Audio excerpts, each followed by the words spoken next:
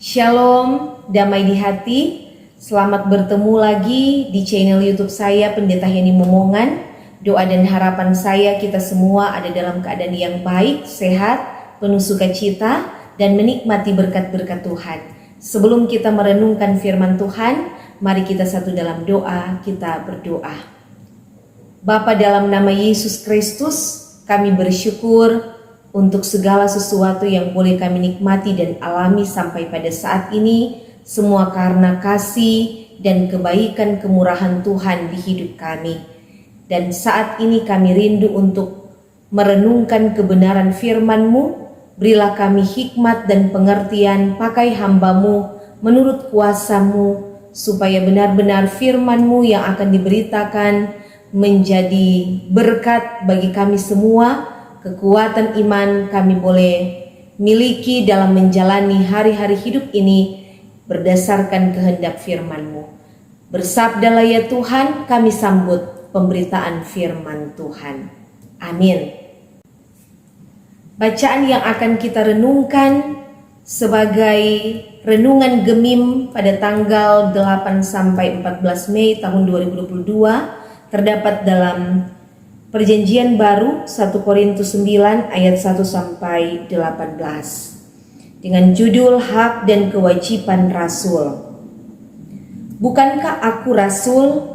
Bukankah aku orang bebas? Bukankah aku telah melihat Yesus Tuhan kita? Bukankah kamu adalah buah pekerjaanku dalam Tuhan? Sekalipun bagi orang lain aku bukanlah rasul, tetapi bagi kamu aku adalah rasul. Sebab hidupmu dalam Tuhan adalah meterai dari kerasulanku. Inilah pembelaanku terhadap mereka yang mengkritik aku. Tidakkah kami mempunyai hak untuk makan dan minum? Tidakkah kami mempunyai hak untuk membawa seorang istri Kristen dalam perjalanan kami seperti yang dilakukan rasul-rasul lain dan saudara-saudara Tuhan dan Kefas? Atau hanya aku dan Barnabas sajakah yang tidak mempunyai hak untuk dibebaskan dari pekerjaan tangan? Siapakah yang pernah turut dalam peperangan atas biayanya sendiri? Siapakah yang menanami kebun anggur dan tidak memakan buahnya? Atau siapakah yang menggembalakan kawanan domba dan yang tidak minum susu domba itu? Apa yang kukatakan ini bukanlah hanya pikiran manusia saja. Bukankah hukum Taurat juga berkata-kata demikian? Sebab dalam hukum Musa ada tertulis, janganlah engkau memberangus mulut lembu yang sedang mengirik. Lembukah yang Allah perhatikan? Atau kitakah yang ia maksudkan? Ya, untuk kitalah hal ini ditulis, yaitu pembajak harus membajak dalam pengharapan dan pengirik harus mengirik dalam pengharapan untuk memperoleh bagiannya. Jadi jika kami telah menaburkan benih rohani bagi kamu, berlebih-lebihankah kalau kami menuai hasil duniawi daripada kamu?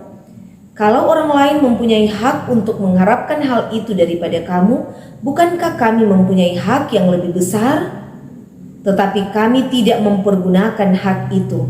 Sebaliknya kami menanggung segala sesuatu supaya jangan kami mengadakan rintangan bagi pemberitaan Injil Kristus.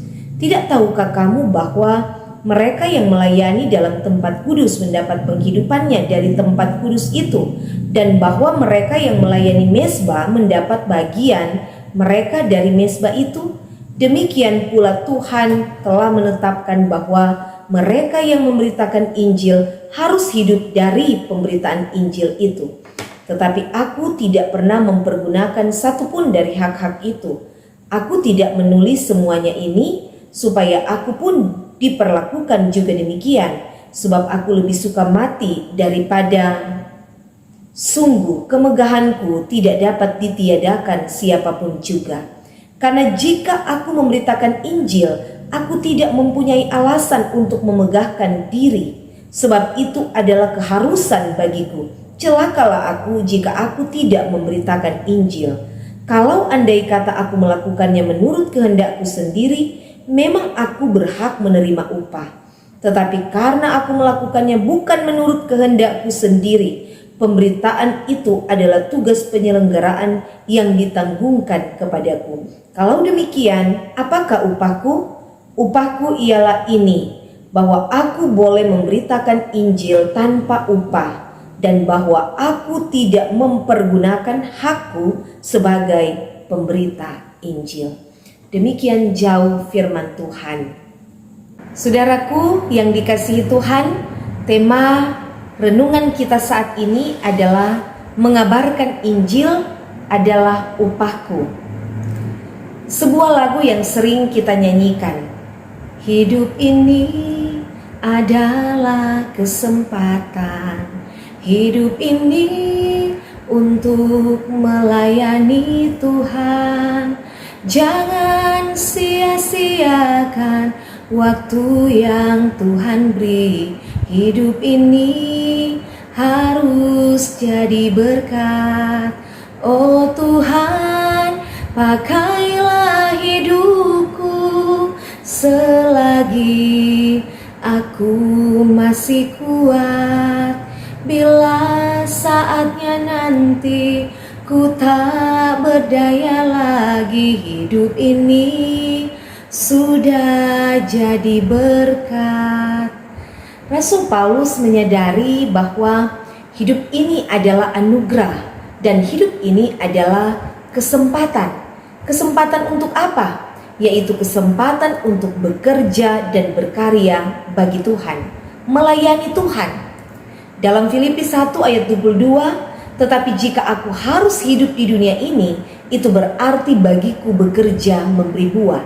Bagi Paulus, hidup bukan hanya sekedar hidup, tapi hidup harus memberi buah. Supaya hidup tidak sia-sia, maka hidup harus menjadi berkat. Terutama adalah berkarya melayani Tuhan, mewartakan Injil Yesus Kristus. Jemaat Korintus adalah buah dari pekerjaan pelayanan Paulus.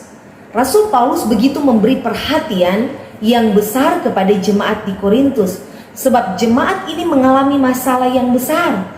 Terancamnya kesatuan jemaat karena adanya kelompok-kelompok yang ingin memecah belah persekutuan jemaat. Belum lagi pengaruh lingkungan di mana Korintus yang adalah kota pelabuhan banyak dikunjungi orang dari berbagai daerah, sehingga mempengaruhi gaya hidup dan banyak penyimpangan secara etik dan moral. Rasul Paulus juga mendapati bahwa seringkali terjadi kekacauan dalam persekutuan jemaat. Dengan berbagai karunia yang ada pada mereka, mereka saling menonjolkan diri, memakai karunia-karunia itu untuk kesombongan pribadi. Rasul Paulus pun harus berhadapan dengan sekelompok orang yang memprovokasi jemaat meragukan keabsahan kerasulan dari Paulus. Padahal yang memprovokasi jemaat, mereka lah rasul-rasul palsu yang hanya ingin meraup keuntungan dari jemaat Korintus.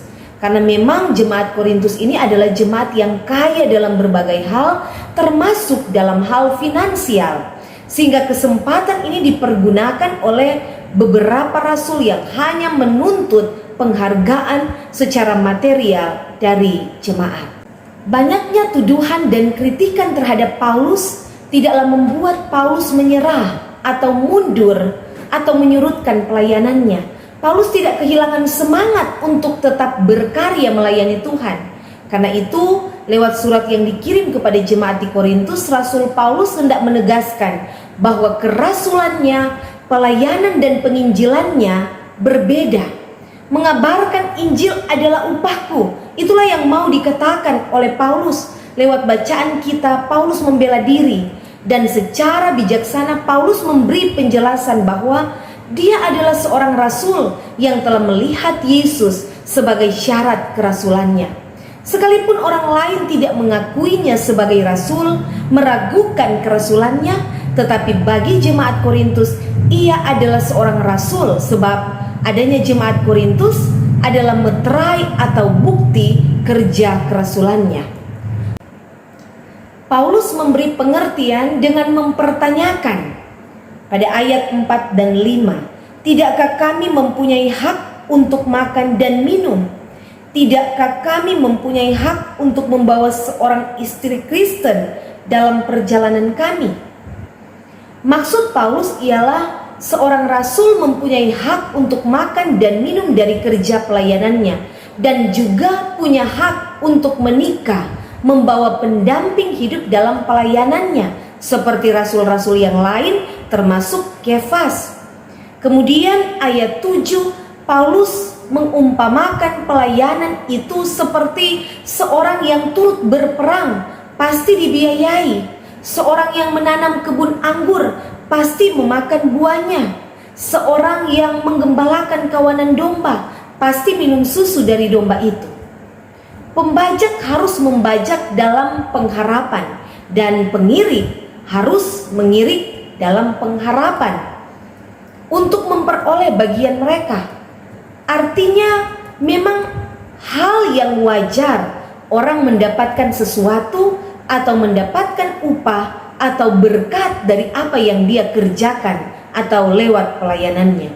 Orang yang menabur pasti akan menuai hasilnya, apalagi yang menabur benih-benih rohani, memberitakan Injil, mewartakan firman Tuhan, patut menuai berkat, mendapat upah.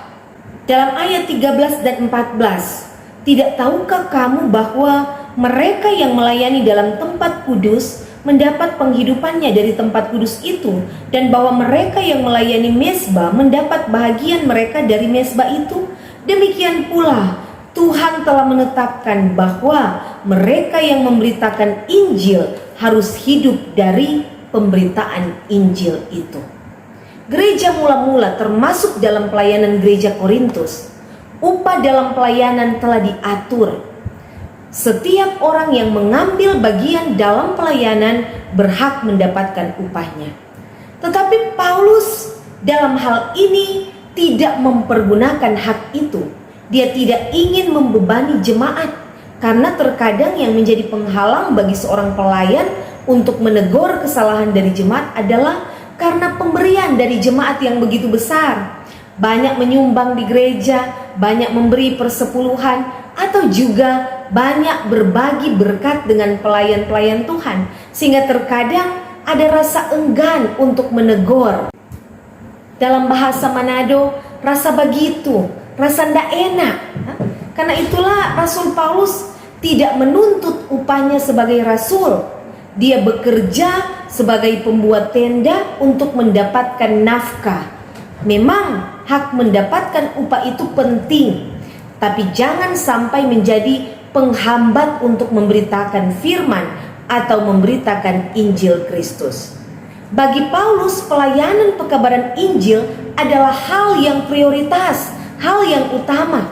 Paulus menegaskan bahwa pelayanannya sebagai rasul dia lakukan dengan setia dan tetap berpegang teguh pada komitmen pelayanannya, yaitu untuk memuliakan Tuhan.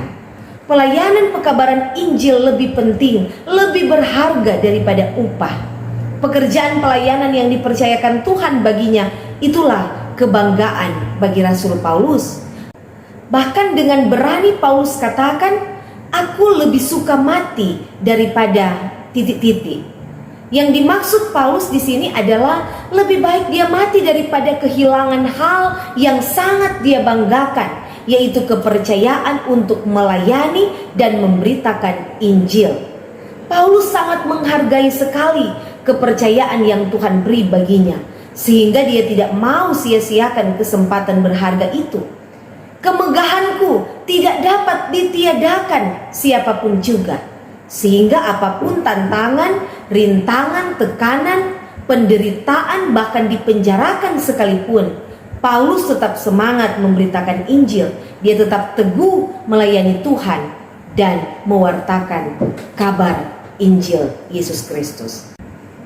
Selanjutnya ayat 16 dikatakan, karena jika aku memberitakan Injil, aku tidak mempunyai alasan untuk memegahkan diri, sebab itu adalah keharusan bagiku. Celakalah aku jika aku tidak memberitakan Injil. Paulus mengungkapkan bahwa tidak ada alasan baginya untuk memegahkan diri saat memberitakan Injil, sebab itu adalah keharusan baginya. celakalah aku jika aku tidak memberitakan Injil.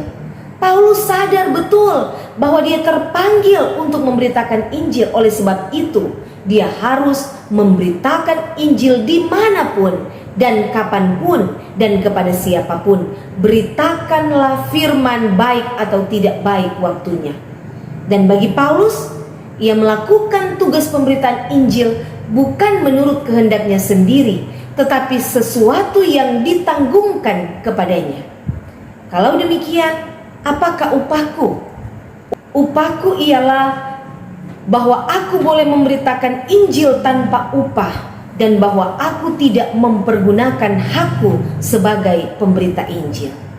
Rasul Paulus memberi teladan yang sangat luar biasa lewat komitmen pelayanannya sebagai rasul, bahwa upahnya ialah ketika Tuhan memakainya menjadi alat Tuhan, menjadi pemberita kebenaran firman Tuhan. Saudara-saudara yang diberkati Tuhan, apa pesan firman bagi kita? Yang pertama, melayani Tuhan, mengabarkan Injil adalah tugas mulia yang diberikan Tuhan. Firman Tuhan ini mengingatkan kita, terlebih sebagai pelayan-pelayan Tuhan, bahwa kalau Tuhan mempercayakan pelayanan bagi kita, jangan sia-siakan kepercayaan berharga itu. Jangan lalai, jangan malas, apalagi mundur melepas tanggung jawab ketika ada tantangan. Jangan cepat meraju dalam pelayanan. Kadang ada suara, dorang joh kita solelah, kita tidak mampu, dorang tidak pernah jahargai torang pemberian diri. Memang menjadi pelayan tidaklah mudah, saudara-saudara. Menghadapi bermacam-macam karakter jemaat, terkadang kita tidak dihargai. Firman Tuhan yang disampaikan tidak didengar. Ada jemaat juga yang keras kepala, so kasih pengumuman ibadah, pelsus, so bikin pengembalaan, so berbagai cara bikin pendekatan, tetap nih mau hadir-hadir di ibadah. Ada juga jemaat yang nih mau tunjang program-program pelayanan dan lain sebagainya. Sebagai pelayan kita sering dikritik seperti yang dialami oleh Rasul Paulus, tapi jangan sampai kita kehilangan semangat untuk terus berkarya melayani Tuhan. Tantangan, pergumulan apapun dalam pelayanan, hadapi bersama Tuhan. Tuhan pasti akan menolong. Hal yang kedua, miliki komitmen pelayanan yang benar seperti Rasul Paulus. Melayani Tuhan bukan untuk kemegahan diri, bukan untuk mencari nama atau popularitas, bukan untuk mencari keuntungan bagi diri sendiri, apalagi untuk memperkaya diri. Ada ketidakmurnian dalam pelayanan. Mari kita belajar dari Paulus. Benar-benar motivasi dan komitmen pelayanannya berpusat pada Kristus. Bahkan dia tidak mempergunakan haknya untuk mendapatkan upah dalam pelayanan. Dia katakan bahwa upahku adalah mengabarkan Injil. Kemegahan kita adalah Tuhan memakai kita. Kalau kita bertanya pada diri kita, apakah upahku? Maka jawablah, upahku, sukacitaku adalah Tuhan mempercayakan, Tuhan memakai kita menjadi alatnya, menjadi rekan sekerjanya.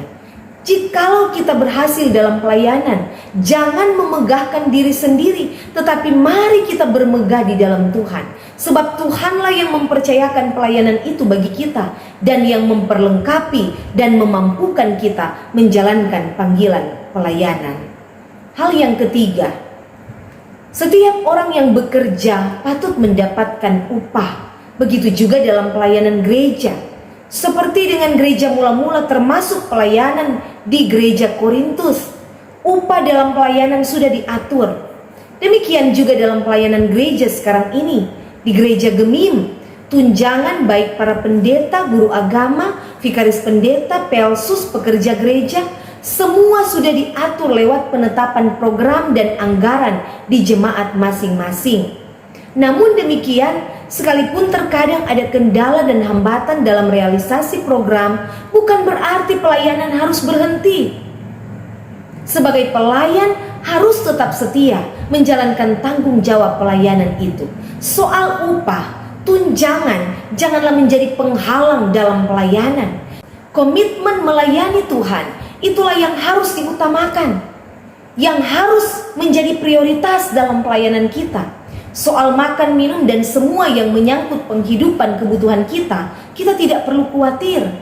Tetap melakukan apa yang menjadi tugas pelayanan kita. Selebihnya Tuhan akan melakukan apa yang menjadi bahagiannya.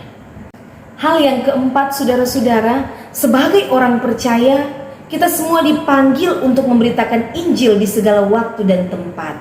Tugas memberitakan Injil tidak hanya di mimbar-mimbar gereja, bukan hanya tugas dari pendeta, guru agama, pelayan khusus, penatua diaken atau perangkat pelayanan. Tidak, saudara-saudara. Pekabaran Injil adalah tugas semua orang percaya. Selagi ada waktu dan kesempatan, amanat memberitakan Injil, mewartakan firman Tuhan, melayani adalah panggilan Tuhan bagi kita semua sebagai orang percaya. Karena itu mari kita mengabarkan Injil dan melayani dalam kehidupan sehari-hari sesuai dengan talenta yang Tuhan anugerahkan bagi kita. Mulai dari dalam keluarga kita masing-masing. Sebagai orang tua, ketika kita mengajar, mendidik anak-anak untuk hidup takut akan Tuhan, maka kita memberitakan Injil. Membina keluarga, menjaga keharmonisan, itu bagian dari pelayanan kita bagi keluarga. Sebagai jemaat, menjaga persekutuan, hidup dalam kasih, saling menghargai, saling menghormati, saling menopang dan menunjang program-program pelayanan. Itu bagian dari memberitakan Injil. Melayani Tuhan, mengabarkan Injil lewat semua aktivitas kerja dan semua yang Tuhan percayakan, kita lakukan dengan setia, dengan tekun, dengan sukacita. Berarti kita telah memberitakan Injil. Mengabarkan Injil bagi sahabat-sahabat kita dalam hidup bertetangga, di sekolah, di tempat kerja, dimanapun kita berada. Kita menjadi surat Kristus yang terbuka, yang dapat dikenal dan dibaca oleh semua orang, yaitu lewat sikap hidup dan tindakan-tindakan yang baik dan benar, yang sesuai dengan kehendak Kristus. Dengan demikian, kita percaya bahwa apapun yang kita lakukan untuk Tuhan, setiap jerih lelah kita tidak ada yang sia-sia. Semua diperhitungkan oleh Tuhan, dan dalam keyakinan bahwa sukacita dan berkat menjadi bahagian kita. Karena itu mari saudara-saudara, kita terus berkarya bagi Tuhan, sehingga dengan sukacita kita dapat berkata bahwa upahku adalah melayani Tuhan. Tuhan Yesus memberkati kita semua. Amin. Mari kita berdoa. Terima kasih Tuhan untuk firman-Mu yang telah kami renungkan bersama. Biarlah Tuhan pakai kami semua untuk menjadi alat di tangan Tuhan, memberitakan Injil, mewartakan firman-Mu dimanapun kami pergi dan berada, dalam setiap karya dan pelayanan, dan dalam segala hal. Biarlah nama Tuhan yang selalu dimuliakan. Berkatilah kehidupan kami semua. Ini doa kami, ini syukur kami, dalam nama Tuhan Yesus.